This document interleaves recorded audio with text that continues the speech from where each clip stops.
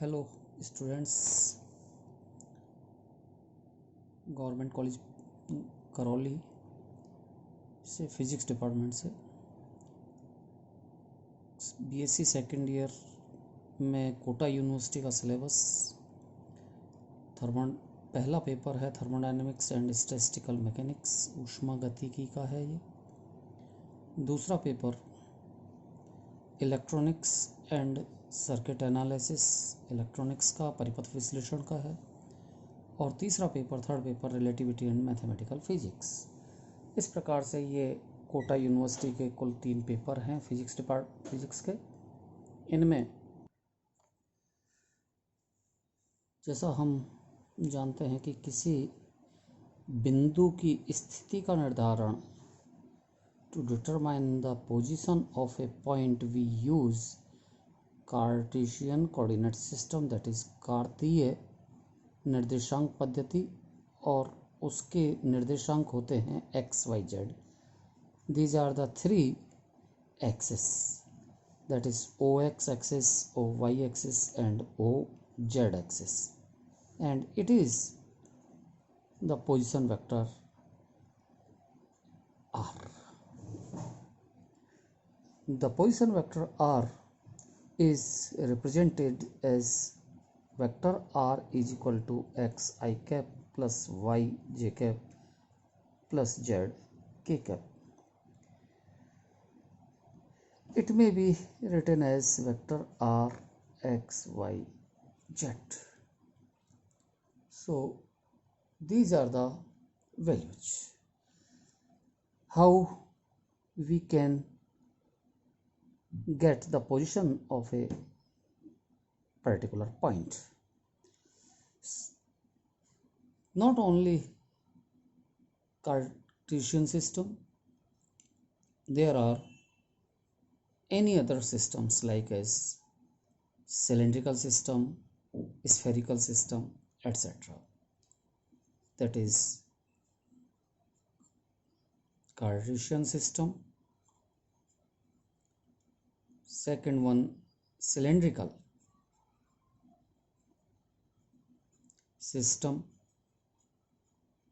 and the third one, spherical system. Here coordinates x y z, as you know. Here coordinates r, theta and z, and here coordinates r, theta and phi. ये तीनों पद्धतियां हैं जिनके आधार पर हम किसी बिंदु की स्थिति का निर्धारण करते हैं। हम ये जानना चाह रहे हैं कि कोई एक ऐसी पद्धति जिसका निर्धारण हम करें और उस पद्धति में ये तीनों ही पद्धतियां निहित हो जाएं। इस प्रकार की पद्धति वक्ररेखी पद्धति है। इस वक्ररेखी पद्धति में 3 अक्ष होते हैं और ये तीनों ही अक्ष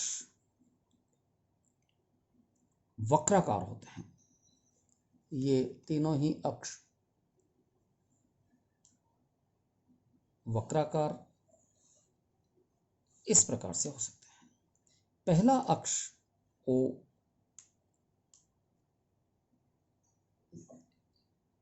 U1 axis, it is U2 axis and it is U3 axis. 3 अक्ष हैं।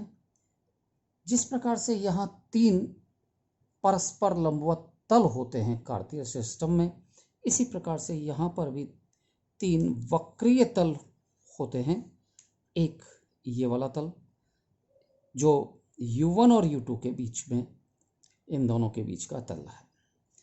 इसी तरह से एक तल ये U1 और U3 के बीच का तल, और इसी प्रकार से एक तल ये तल हो सकता है जो U2 और U3 के बीच का तल है। इनको इंटरसेक्ट, इनका जहाँ इंटरसेक्ट होता है वो बिंदु मूल बिंदु ओरिजिन है, और U1 और U2 के बीच का ये तल U3 सरफेस है। Its value U3 is equal to 0। Similarly u1 u3 इन दोनों के बीच का ये surface that is u2 surface its value is equal to 0, और तीसरा तल ये u2 और u3 के बीच का है, ये वाला तल, इसमें u1 इज इक्वल टू 0। तो ये तीन तल हैं, और इन तीनों तलों के आधार पर अगर अपन देखें कि ऊपर के तल और नीचे के तल किस तरह से बनेंगे, तो ये इस तरह से, ये वाला तल ऊपर का तल हो सकता है, और ये तल u2 इज इक्वल टू 0, तो ये जो होगा वो u2 is equal to constant होगा। ये जितनी डिस्टेंस होगी ये इसकी हाइट हो सकती है, तो u2 is equal to constant ये वाला तल होगा। इस तरह से ये ऊपर का तल।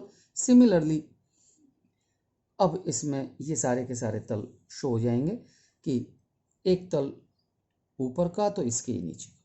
इसी तरह से ये u1 इज इक्वल टू 0, इधर का ये तल u1 is equal to constant.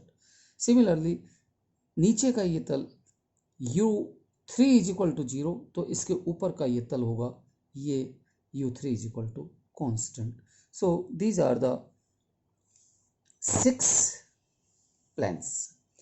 इसी प्रकार से जैसे कि कार्तीय निर्देशांक पद्धति में होता है। इस प्रकार की पद्धति जिसमें 3 परस्पर तल हैं, वक्रीय तल हैं, और इन तीनों तलों को मिलाने वाला ये बिंदु मूल बिंदु है, 2 तलों को मिलाने वाला अक्ष होगा, इसी तरह से इन दोनों तलों को मिलाने वाला ये अक्ष, और इन दोनों तलों को मिलाने वाला ये अक्ष। तीनों अक्ष u1 u2 u3 तीनों ही अक्ष वक्रीय अक्ष हैं।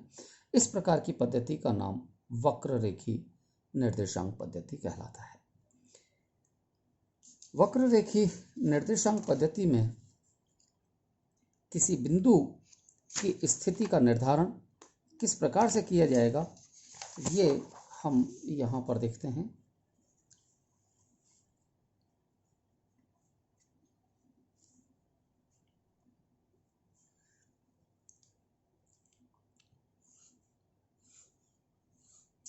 It is u1 axis, u2 axis, u3 axis.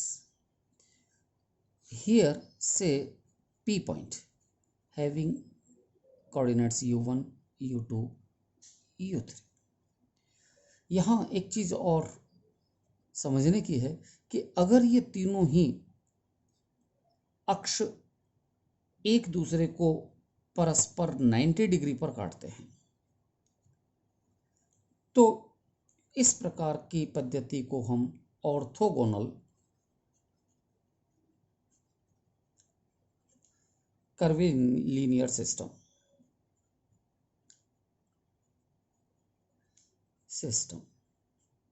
कहते हैं, लांबिक वक्ररेखी पद्धति।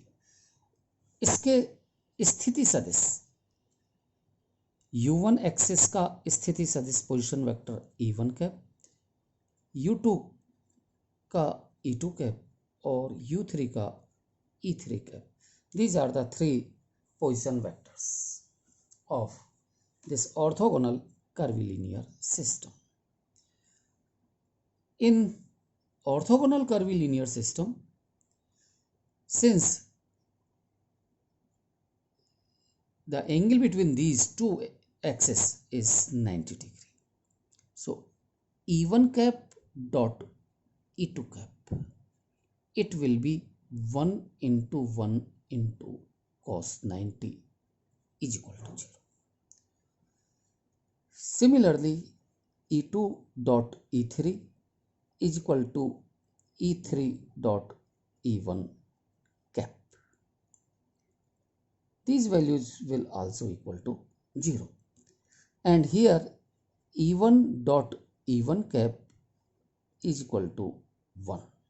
Its value e2 dot e2 is equal to e3 dot e3, because here the angle will be cos 0 is equal to 1. So in general we can write ei dot ej cap is equal to 0, whereas ei dot ei cap is equal to 1.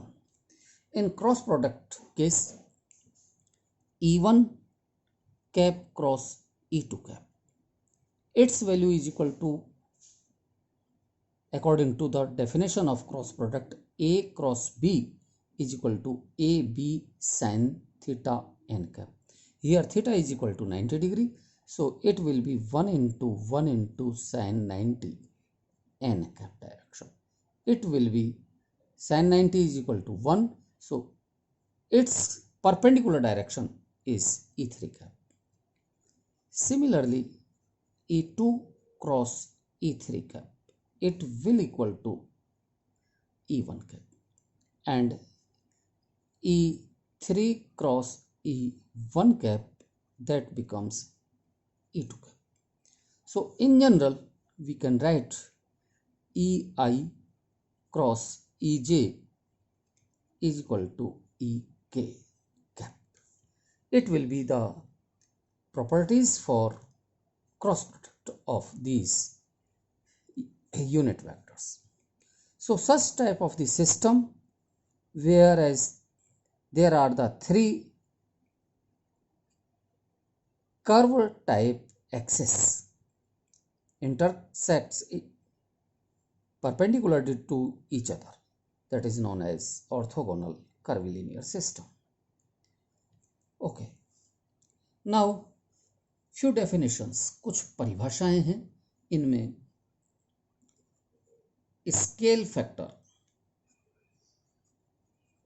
and base vector of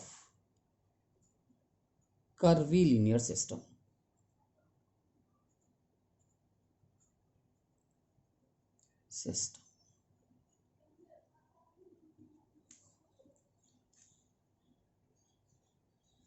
So we know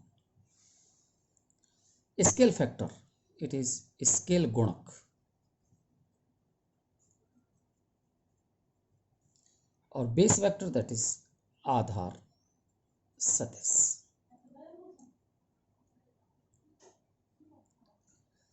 We define these values.